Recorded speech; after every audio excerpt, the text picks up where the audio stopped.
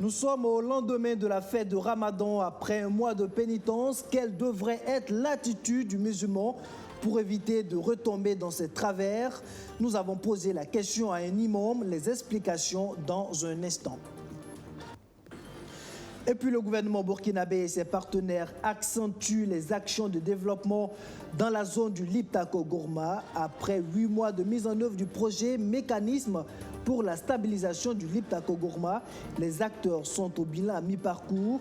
Il ressort que plusieurs infrastructures de base ont été réalisées.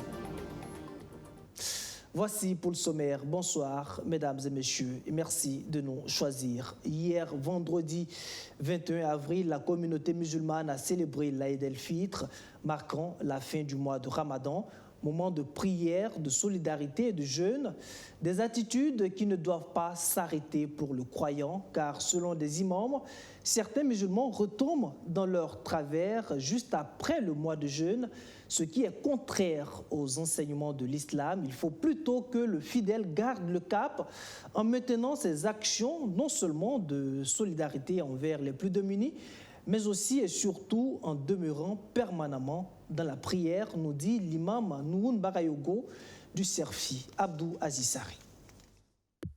C'est un constat jugé pas normal par le Centre d'études, de recherche et de formation islamique Serfi. Il s'agit du désemplissement de certaines mosquées quelques jours seulement après le Ramadan. De nombreux fidèles musulmans ne répondent plus à l'appel du muezzin comme ils le faisaient si bien durant les 4 dernières semaines du jeûne. Une attitude contraire aux principes de l'islam que l'imam Bakayoko a du mal à expliquer. Ce n'est pas normal, parce qu'effectivement, Ramadan ne doit pas être une parenthèse.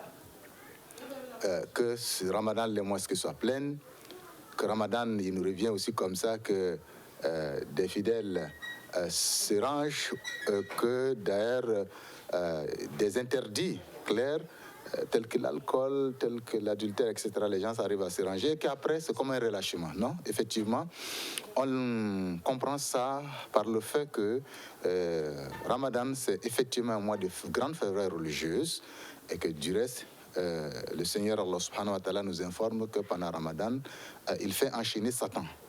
Donc, il y a comme une plus grande libération des cœurs, aller vers Dieu.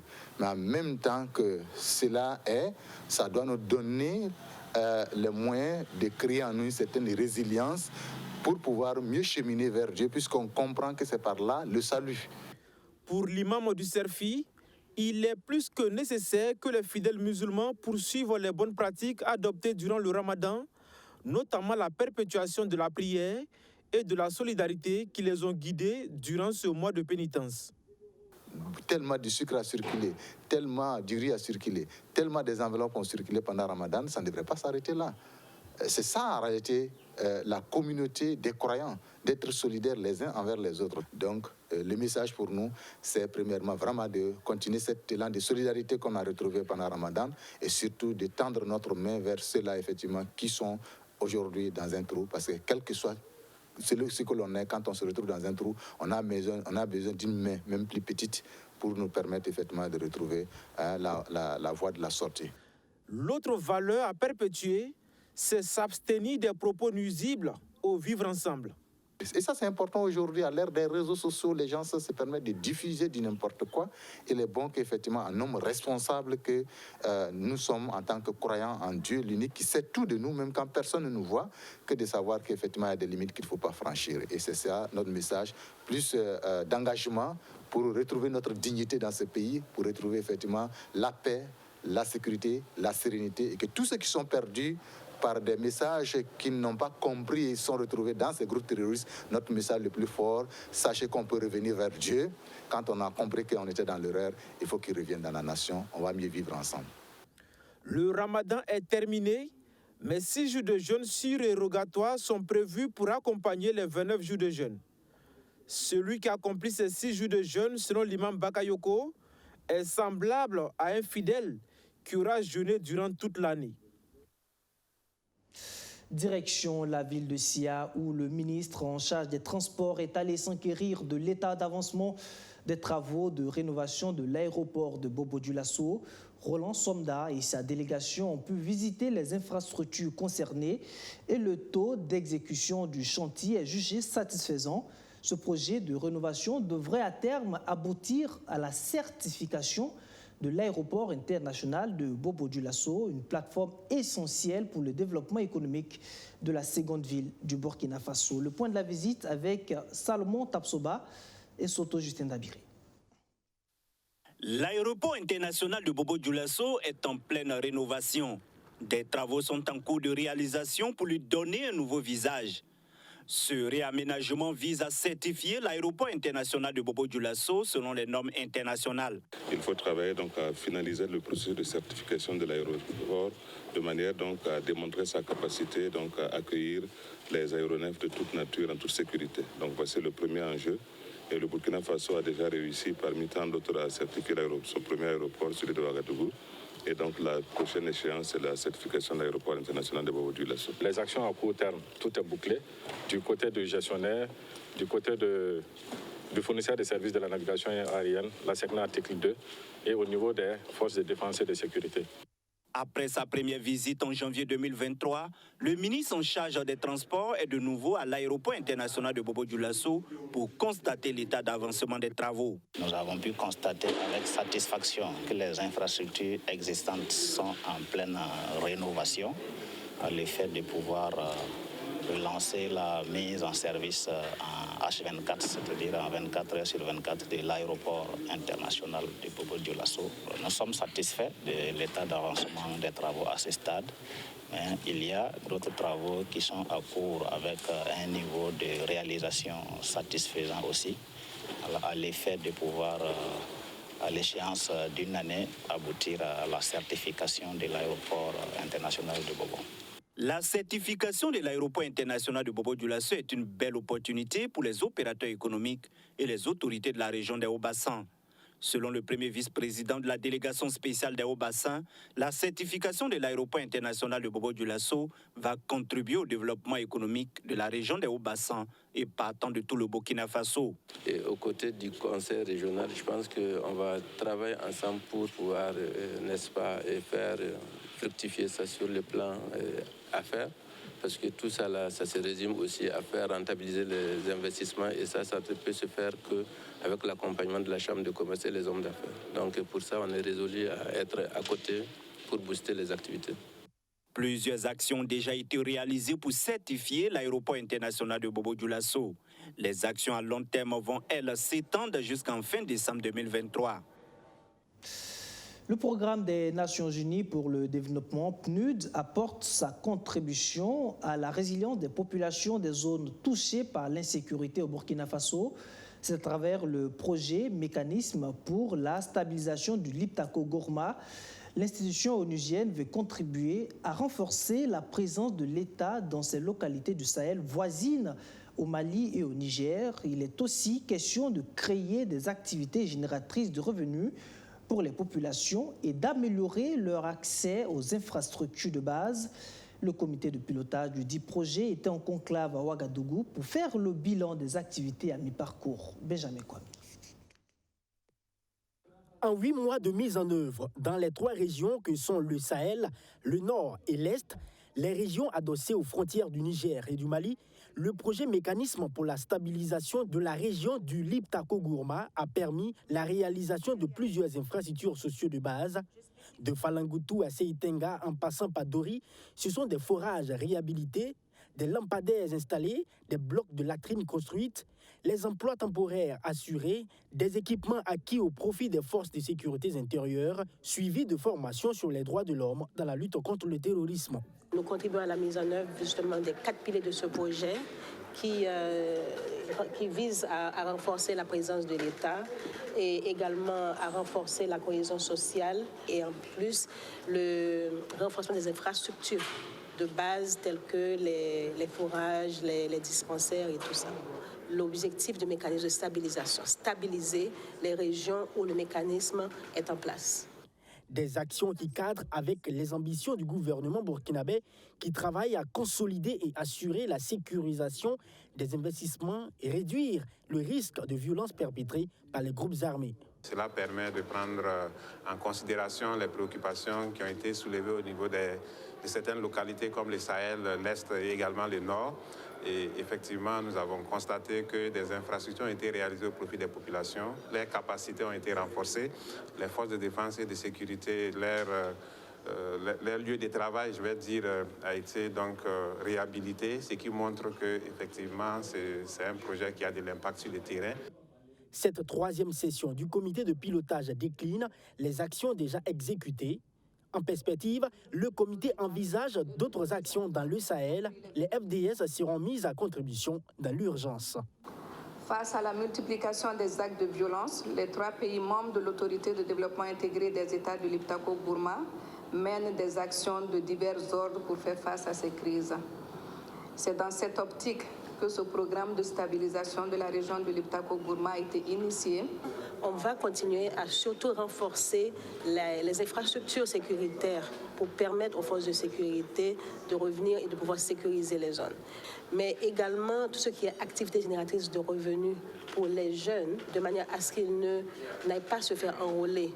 Le projet de mécanisme pour la stabilisation de la région du Liptako-Gourma, fenêtre du Burkina Faso, a été lancé en 2020. Les chefs d'État, en le lançant, voulaient un sursaut civil face à l'insécurité qui prenait une proportion importante au Mali, au Niger et au Burkina Faso. Il bénéficie du soutien financier de la République fédérale d'Allemagne et court jusqu'en 2025.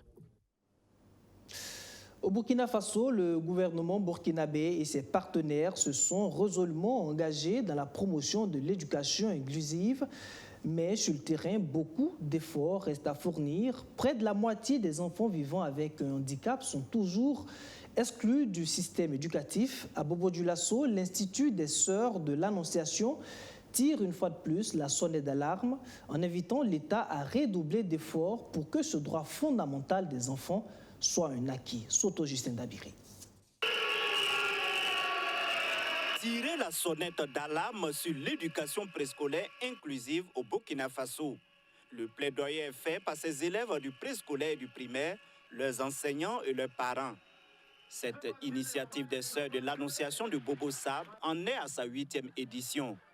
Cette année encore, la tradition a été respectée et le plaidoyer prend particulièrement en compte l'avènement rapide d'une éducation inclusive en faveur de nombreux enfants. L'éducation inclusive, c'est un droit pour tous les enfants d'aller à l'école. Et depuis des années, au niveau de l'UNESCO, on dit que tous les enfants ont droit à l'éducation, même les enfants en situation de handicap. Selon les résultats des données statistiques du 5e RGPH de décembre 2022, le taux de prévalence des enfants vivant avec un handicap dans la province du Houé est de 0,8%.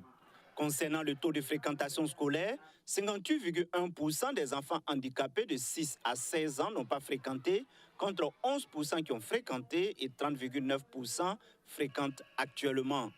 Au regard de ces réalités sur le terrain, cette campagne ciblée peut contribuer à attirer davantage l'attention des décideurs pour plus d'engagement et d'investissement dans l'éducation inclusive. Dans le temps, les enfants handicapés vont à des écoles mais spécialisées à leur handicap. Mais présentement, nous travaillons à ce que ces enfants handicapés fréquentent les mêmes écoles que les enfants dits normaux. Toute l'assistance qui était là, qu'ils comprennent pourquoi nous tirons la sonnette d'alarme, pour que les élèves puissent comprendre et qu'eux-mêmes s'engagent avec nous, que les parents aussi s'engagent et que les autorités de l'éducation puissent s'engager aussi avec nous pour que cette inclusion au niveau de l'école soit une réalité au Burkina Faso et plus particulièrement dans les hauts bassins. L'appel que nous lançons à tous les acteurs de l'éducation, c'est de ne pas mettre des enfants de côté. Ce que nous voulons dire aux parents, c'est ne pas dire qu'un enfant, il a telle situation, il ne doit pas aller à l'école. Quel que soit l'enfant, l'école peut le recevoir. Et l'école essaie de mettre les moyens nécessaires pour pouvoir prendre tous les enfants en charge. À travers des sketchs, des ballets et des poèmes, ces élèves font le plaidoyer auprès des communautés et des autorités pour que les enfants en situation de handicap puissent avoir accès aux mêmes écoles que ceux dits normaux. On reste dans la ville de Sia où la session de formation sur le renforcement des capacités des entreprises semencières a refermé ses portes jeudi dernier. L'atelier qui a duré 4 jours vise à doter les acteurs du monde des semences maraîchères des connaissances solides à même de leur permettre de faire face aux défis auxquels font face les entreprises semencières. Cette formation est issue du projet Save VEG porté par le Centre mondial des légumes World Vegetal Center. Kouka Tomayao et Soto Justin Dabiri. C'est pas une remise d'attestation aux participants que la deuxième session de renforcement des capacités des entreprises sémencières sur la production et le commerce des semences maraîchères a pris fin.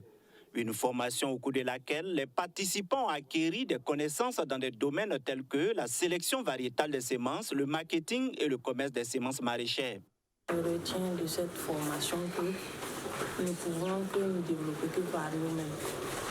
Et cette formation va nous aider à un peu avoir l'aspect goût, production et vente. Également, cette formation va nous aider également à avoir une bonne approche avec les producteurs.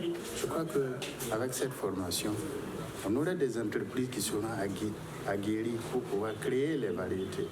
Et dans l'optique d'aider la population à avoir vraiment de la bonne qualité de semences pour produire sur leur propre parcelle. Au cours de la formation, les participants ont pu visiter une entreprise sémencière de la ville de Sia. Sur le terrain, ils ont pu toucher du doigt les aspects financiers et techniques de vente. Les apprenants ont eu des cours théoriques en salle. Il était opportun de sortir sur le terrain, aller prendre un exemple de boutique pour qu'ils voient un peu comment est-ce que les emballages sont faits, comment est-ce que c'est présenté et comment est-ce qu'ils font la promotion de leur variété. Le problème que nous rencontrons aujourd'hui, c'est qu'au Burkina, on produit et on ne vend pas par kilo. Si la production que les maraîchers font, si c'est par kilo, en tout cas, ils s'en sortent. Mais aujourd'hui, vous avez un chargement dessous, un budget, il y a des moments que ça coûte 500 000 francs. Il y a des moments 25 000 francs, même on ne paye pas. C'est du problème. Les 4 jours de formation se terminent par une note de satisfaction pour les responsables en charge de la mise en place du projet Save VEG. Et nous sommes très contents des retours des différents participants qui apprécient fortement tous les modules qui ont été dispensés. C'est l'occasion pour nous de remercier les différents formateurs qui n'ont ménagé aucun effort pour être là toute la semaine. Également dire un grand merci aux bailleurs, et à savoir l'Union européenne et le Royaume des Pays-Bas. La coordonnatrice pays du projet Save VEG invite les participants à cette deuxième session de formation à mettre en pratique les notions reçues lors de cette formation. De quoi faire avancer les différentes entreprises et participer à la production de semences de qualité pour les maraîchers. Le management de la supply chain ou encore la gestion de la chaîne d'approvisionnement est une discipline enseignée à l'école burkinabé des affaires, un institut de formation professionnelle de la Chambre de commerce et d'industrie du Burkina. La deuxième promotion du master spécialisé en management de la supply chain et achat a tenu jeudi dernier une conférence publique sur la résilience de la chaîne d'approvisionnement des hydrocarbures du pays dans un contexte de crise. C'était une rencontre d'échange avec les experts du domaine en vue de dégager des pistes de solutions à même de garantir l'approvisionnement du pays en denrées de première nécessité. Archimède Boy. La deuxième promotion des étudiants en master supply chain et achat de l'école burkinabé des affaires approfondissent leurs connaissances sur la chaîne d'approvisionnement des hydrocarbures au Burkina Faso, un secteur marqué il y a quelques mois par des pénuries. Ces dernières années, nous avons vécu beaucoup de troubles sanitaires, beaucoup de troubles sécuritaires et qui ont impacté le mode de vie des populations même. Parmi ces impacts-là, il y a eu l'impact lié à la hausse du coût du carburant, à quelques dysfonctionnements sur la distribution des eaux d'hydrocarbures, mais qui sont même allés à un moment jusqu'à une rupture qui inquiétait les populations. Et pour aborder cette question, ils ont choisi des experts du domaine, dont Hippolyte Bassolé, directeur central des opérations de la SONABI, la Société nationale burkinabé d'hydrocarbures, et Noraogo Sawadogo, directeur de la communication et des affaires corporatives du groupe Sodigaz. Pour nous, effectivement, rencontrer les étudiants pour parler effectivement du secteur des hydrocarbures est toujours la bienvenue, car ça permet à ces futurs cadres de mieux maîtriser effectivement le domaine de façon à se prendre la relève sans grande difficulté. Il s'agit d'une situation de résilience. Personne n'a voulu cette situation, elle est là. Il faut que chaque acteur puisse trouver en tout cas les mécanismes en son sein pour prendre en charge. Parce que tout ça derrière, la seule préoccupation que nous tous nous avons, c'est la satisfaction du client. Cette rencontre tient lieu d'exercice et sera notée dans le bulletin de ces étudiants en Master Supply Chain et Achat, issus de l'École burkinabé des affaires, un institut de la Chambre de commerce et d'industrie du Burkina Faso. Pour finir, rendons-nous dans la région de l'Est où le Conseil supérieur de la communication, CSC, renouvelle ses instances avec un tout nouveau délégué régional. La passation de charges a eu lieu en début de semaine. En plus de ses missions, le nouveau délégué promet de créer un environnement social sain et convivial au sein de la maison. Amadou Diko. C'est lui le nouveau délégué régional de l'Est du Conseil supérieur de la communication CSC. Bandiba Bouraima Cyril Woba prend ainsi officiellement fonction. Il remplace Obissou qui aura passé 3 ans, 10 mois et 27 jours à ce poste. L'attaché de gestion n'est pas un inconnu de la maison. Avant ce poste, il était chef de service des affaires financières et des ressources humaines à la direction régionale de l'Est du CSC. Conscient du fait que l'on ne peut tout faire seul et que c'est ensemble que nous sommes plus forts, je m'engage alors à mettre en œuvre une stratégie d'amélioration de nos relations de travail dans les actions mettant l'homme au centre du tout. Ainsi, sur le plan du management au niveau interne, je souhaite créer un environnement social sain et convivial au sein du service en développant des activités de team building pour une véritable cohésion entre les agents. Avoir une approche horizontale avec tous les membres du service pour éviter tout clivage en impliquant chaque acteur dans la vie de notre structure. Obissou quitte ses fonctions avec le sentiment d'un devoir accompli en dépit du contexte sécuritaire difficile. À tous mes collaborateurs ici présents, à toutes les autorités du CSC et tous les DR, merci pour votre collaboration, pour votre accompagnement. À mon collègue Ouoba Bandiba Bouraima, que j'appelle le tapeur de sable affectueusement, félicitations, bon vent à vous, que Dieu veille sur vous et plein succès dans vos missions. Le nouveau délégué régional, quant à lui, rassure les médias sous sa coupe de sa disponibilité pour relever ensemble les défis de l'heure en matière d'information et de communication. Voilà, c'est ici que prend fin ce journal. Merci de l'avoir suivi. Excellent suite programme sur notre chaîne. Et à très bientôt pour d'autres sessions d'actualité. Si Dieu le veut d'ici là, portez-vous bien. Bonsoir.